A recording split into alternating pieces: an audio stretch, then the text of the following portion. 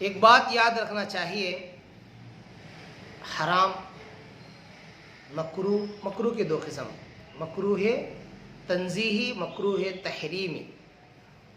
और इन बातों को अच्छा याद रखना है। मुबा किसे कहते हैं? मुबा उस काम को कहते हैं जिसके करने में सवाब ना हो और ना करने में गुनाह और अजाब ना हो। नमाज फज्र का वक्त बयान करो। नमाज वक्त का यानी फजर की नमाज का वक्त कब से कब तक होता है। बाज़ लोग समझते हैं कि नमाज फ़र्ज़ जमात के साथ अदा हो गई तो बस उसका नमाज का वक्त भी ख़त्म हो गया, ऐसा समझते हैं। ये समझना उनका गलत है।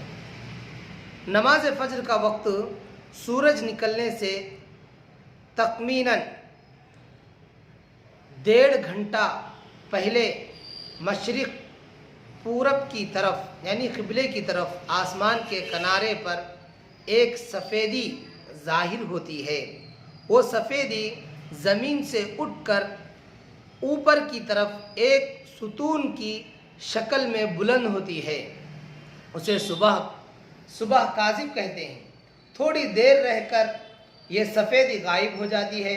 उसके बाद दूसरी सफ़ेदी यानी सफ़ेदी कहते हैं उजाला, सफ़ेदी एक लकीर ज़ाहिर होती है जो मशरिक़ की तरफ से दाएं बाएं जानिब को फैलती हुई उड़ती है।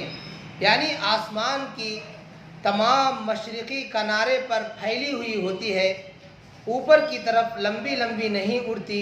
उसे सुबह सादिक कहते हैं। उसी सुबह सादिक के निकलने से नमाज फजर का वक्त शुरू होता है और आफताब निकलने से पहले पहले तक रहता है। सूरज के निकलने के पहले पहले तक रहता है। जब आफताब का ज़रा सा किनारा भी निकल आया तो फजर का वक्त जाता रहा। फजर का नमाज का वक्त कब तक? सूरज के मसलन ये पहाड़ है, ये पहाड़ इस तरीके से सूरज ऐसे ज़र्रा निकल आ गया तो फजर की नमाज का वक्त ख़त्म हो जाएगा।